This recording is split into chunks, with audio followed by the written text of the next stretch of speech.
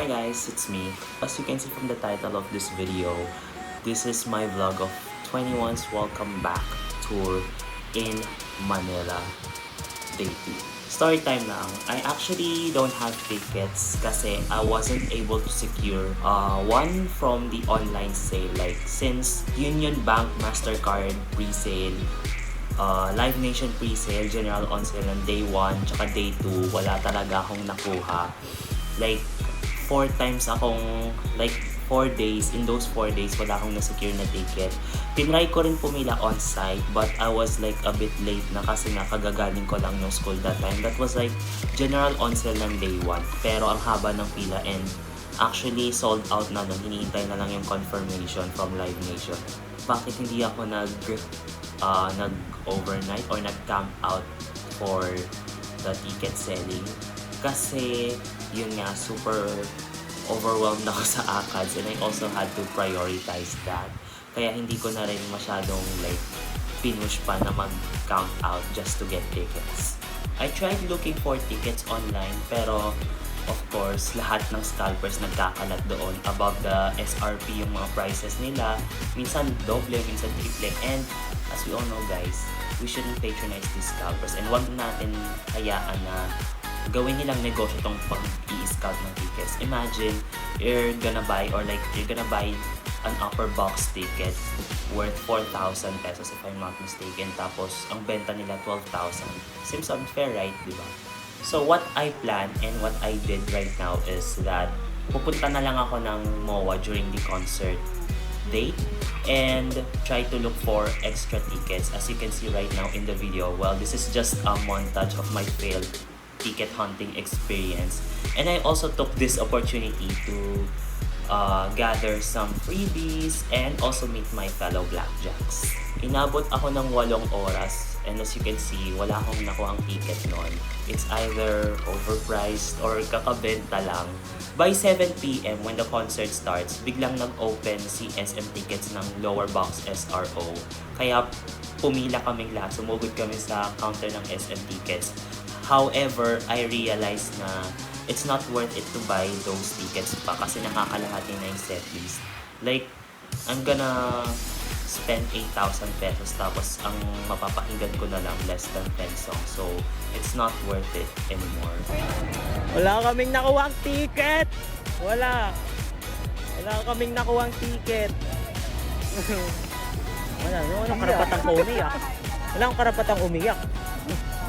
So by that time, tinanggap ko na lang na di ako makapanood. Okay lang na di ako makanood kasi may next time pa naman siguro. Hindi ko na i-risk to look for tickets the next day of the concert, which is yung day 2.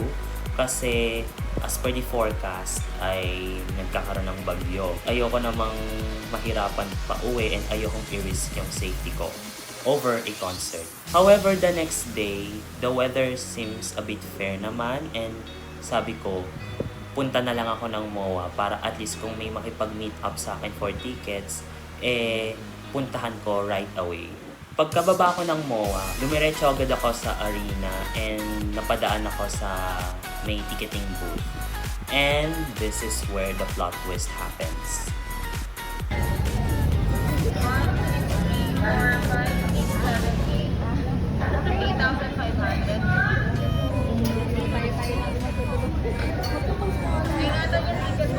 Thank you po.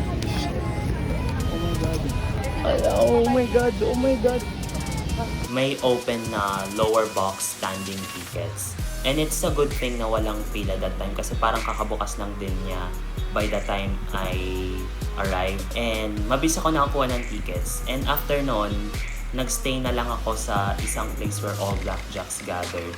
And di na rin ako nagpagala-gala and nag-vlog masyado. Compared nung day 1 kasi sobrang maulan talaga nun and ang hirap maglabas ng phone. Tapos mintay ko na lang na magbukas yung gates and also for us to line up papasok ng arena which is like 5 p.m. And that's all lang naman about my crazy story on how I get to secure a ticket for 21's Welcome Back Tour in Manila. So please enjoy watching my video.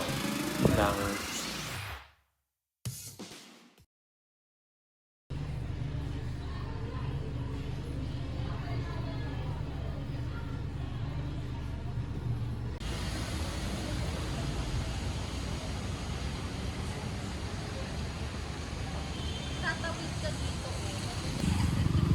Hindi pa ako marunong tumawid.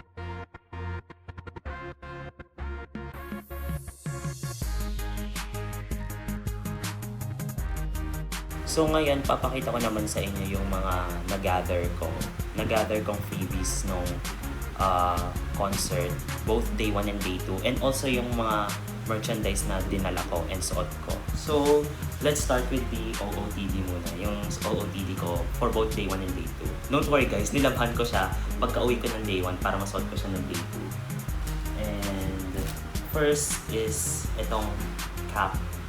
21 Welcome Back Tour cap.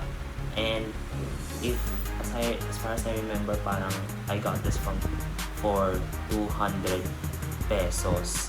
And since 200 pesos siya, 200 pesos lang siya, hindi siya yung official na concert tour cap. This is just like a knockoff kasi parang for OOTD, I cannot spend like 2,500 for the official version of this one. Kaya bumili na lang ako ng parang customized version para at least hindi sayang sa budget. And same with my jersey, this one. This is just customized lang din. And I think this is their fan club jersey nung 2014. Ano, 21. This is small by the way. Tapos ayan, Blackjack Nolza. Ito yata fandom na yung mga Japanese fans nila, if I remember correctly. So yan, parang around 600 to 800 pesos siya. Pero I believe nung time na binenta yung official nito was like I think 3,000, 4,000, 5,000. Let's proceed with the freebies. Oh wait, bago ko pakita ko rin sa inyo yung ticket. I'm not sure kung pwede na itong ipakita kasi tapos naman na yung concert. Ayan o. Dito ba? Yan. Lower box SRO. Yan, 21 Welcome Back Tour in Manila. November 7 p.m. Konti lang talaga siya. Ayan. I think this is a notepad. Or is this a calendar? Check natin. Yup, it is a calendar. Cute to. Merong for 2025. January, February. Tapos merong mga animated characters ng members. Ayan. Minzy, Dara, Pom, CL. So, ano yung... Ayan, sila Minzy ulit. Yan. It's a calendar, mini calendar. And next is a 21 keychain. Yung symbol nila sa Crush album, yung 21 keychain. Of course, photo cards. Nakakatawa kasi nung nag-gather ako ng photo cards, parang may nagpapamigay nun. Tapos, dinumog namin. And I was like, kinuha ko lahat ng members. Ayan. Pakita ko sa inyo isa-isa. Sorry, I'm confused with this iPad. So, first is CL. This is CL. Ayan. Back. This is the back. And this is the front. That's CL. I'm not sure if you can see it clearly. Nakikita lang, nag-mirror lang yung camera. But yeah, that's CL. Next is Dara. Is this Dara? Yeah, it's Dara. And yeah. Front. Park Bomb. I hope you can see it guys kasi ayan, Park Bomb. Ito yung front. And Minzy. Back and front. So I got 4. Freebies lang to ha. Baka sabihin nyo official. Ayan. Photo cards. Photo cards or Polaroid? Ewan ko. And next is banners. So, hindi ko na alam kung alin dito yung nakuha ko ng day 1 or day 2. 21, purple na banner. And Sandara. Ito din, Sandara 21/Dara banner. Kasi birthday ni ate nung Manila leg. Doon na, dito niya sinelebrate yung birthday niya. Belated birthday celebration. Ayan. Mga fan projects. This is for day 1 eh. Ayan. Tapos may instructions ng anong kakantahin, anong i-chachan. And day 2, Ito yung hawak ko ng day 2. Nung nanood ako ng day 2. Nakuha ko ng day 1 kasi. Ayan. Yan. Ito yung mga instructions with lyrics ng kanta. Tapos, birthday. Ayan, birthday event. Sandara. I think this is day 1. Day 1 or day 2, I'm not sure. Ayan. Park Bomb.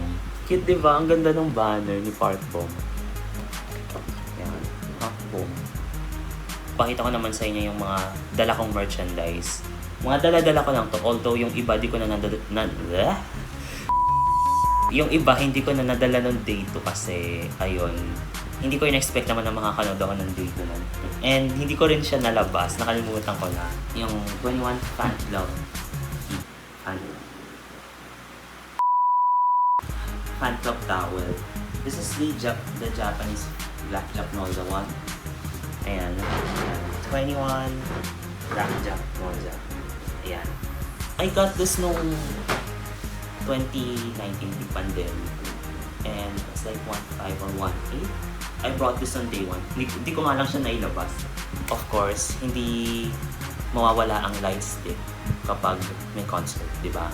So, I purchased yung new light stick nila, which is this one. And honestly, I'm very disappointed with the design kasi as we all know, maganda pa rin yung old light stick nila, which is this one. Kaya ito yung ginamit ko nung day 2 kasi mas maganda yung color nito and mas maganda yung design. And this one parang I bought this nung 2018 pa. And it was like 2,500 pesos. Yeah, 2,500 with complete inclusions. And ngayon, hulaan niyo kung magkano na siya. Around 7,000, 10,000, di ba? So, ayan. It's the 21 Japanese light stick version 2. Yung ginamit ko ng concept. Yung wings. Medyo nag-fade out na siya kasi because of usage with pink rhinestone. And pag binuksan mo siya,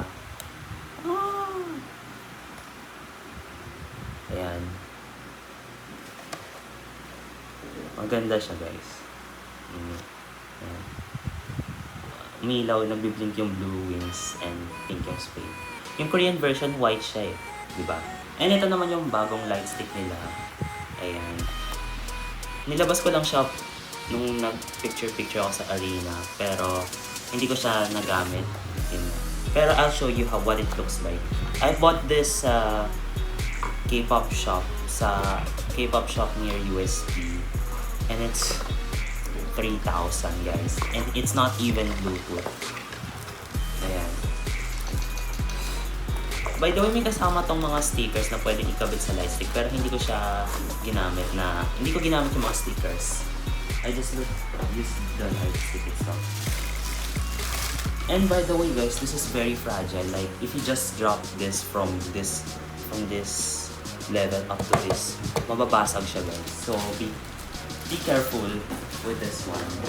Even though I know hindi kagandahan yung design niya, pero let's be careful dahil sobrang mahal nito. Ayan. I got the black version. Ayan. Ayan.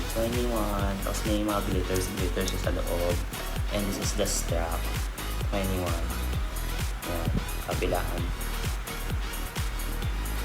Ayan. And when you press it, ayan. It's red, purple, pink, and I guess this is yellow. Medyo mahina na yung battery. Yellow, parang gold na yellow. And white. Ayan, yun lang siya. 1, 2, 3, 4, 5. 5 colors. Ayan. Ganyan lang siya. Hindi siya Bluetooth, but it's expensive. Siguro yung material din. And it's very fragile, guys, so don't drop this one. Yeah, 21 on that. And long press before you turn it off. So that's all for today's video, guys. I hope you enjoyed watching it, and please don't forget to subscribe.